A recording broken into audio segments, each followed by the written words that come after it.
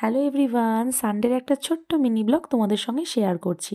এরকম অনেক ব্লগে আমি শ্যুট করি, কিন্তু সময়ের অভাবে এডিট করা হয়ে ওঠে না, ফলে পোস্টও করা হয় না। এটা আমার প্রত্যেক সন্ধ্যের ম্যান্ডেটারি ডিউটি থাকে, চা করে সবাইকে খাওয়ানো। চা খাওয়ার আগে তোজোরও খাবার খাওয়া হয়ে গেছে, সেটা আমি ক্যামেরা বন্দি করতে ভুলে গেছি। যাই হোক, তো চা হয়ে গেছে আমাদের, চা নিয়ে ওপরে যাই চলো। জানো তো, আজকে একটা ভিডিওতে একজনকে বলতে শুনলাম, কাজের খুব চাপ আর পারছি না রে, ভালো লাগছে না কাজ করতে। তখন অপরজন বলল, এসব বলিস না, কাজ আছে যার, এটা তার ঈশ্বরের আশীর্বাদ।